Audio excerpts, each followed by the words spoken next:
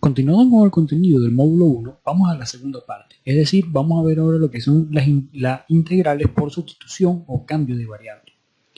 Para yo identificar una integral donde tengan que aplicar cambio de variable, tengo que ver que la función original, es decir, el integrante que voy o que necesito integrar, no puedo resolverlo de forma directa con lo que está en la tabla, pero junto a ella voy a tener otra función que va a estar multiplicando o dividiendo, dependiendo de la integral, mi función integrante original.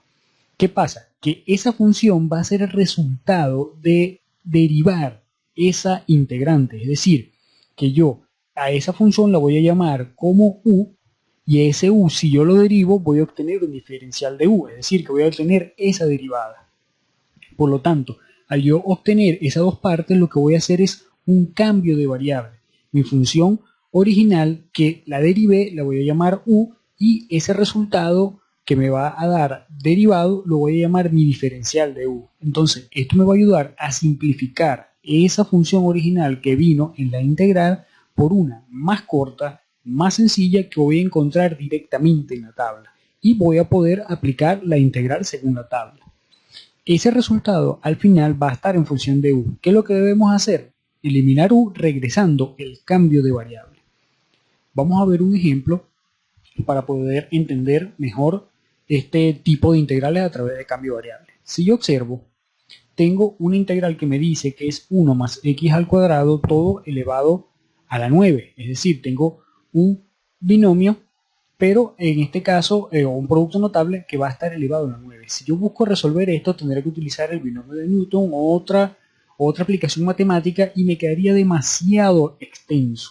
Por lo tanto, para yo resolver esto, debo aplicar un cambio de variable porque voy a reducir toda esta integral a dos partes mucho más sencillas que voy a poder encontrar en la tabla de integrales. Por lo tanto, ¿qué voy a identificar primeramente aquí? Que el factor que yo veo que no puedo resolver, ese es el factor que nosotros vamos a utilizar como u, y ese es el factor que vamos a derivar. Es decir, de esto diría que u va a ser igual a 1 más x al cuadrado. Y si yo aplico la derivada a este factor, la derivada de una constante es 0 y esta derivada, la de x al cuadrado, pasaría a ser 2x. Y como estoy derivando con respecto a x, pasaría a ser 2x diferencial de x.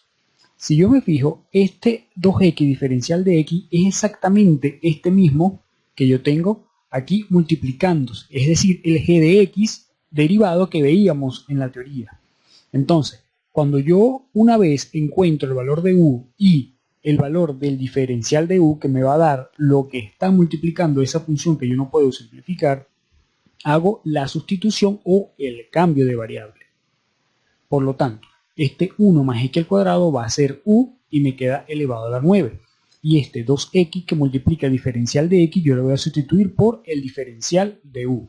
Entonces tengo una integral que va a estar en función de la variable u, por lo tanto su derivada, es decir, su diferencial debe ser en función de la variable u. Si yo voy a integrar esto, simplemente aplico la función de x a la n. Eso quiere decir que vamos a utilizar entonces la fórmula de la integral de x a la n diferencial de x.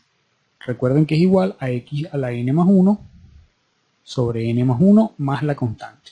Entonces, esto que yo voy a aplicar aquí es mucho más sencillo de que yo me ponga a resolver este producto notable elevado a la 9, a multiplicarlo por 2x y me va a dar aquella función gigantesca, lo cual no tiene ningún sentido. Si aplicamos entonces esta integral directa, ¿qué pasaría a ser? Sería u a la 9 más 1 sería 10 y queda dividiendo el 10. Eso más c. Como pueden ver, ya terminé el ejercicio y aquí no tengo dónde simplificar, pero recuerden que mi ejercicio original está en función de x y aquí yo lo tengo en función de u. ¿Qué es lo que debemos hacer posteriormente? Regresar el cambio de variable, es decir, que esta integral de 1 más x al cuadrado elevado a la 9 que multiplica a 2x diferencial de x va a ser igual a ¿quién? A u a la 10 sobre 10 más c.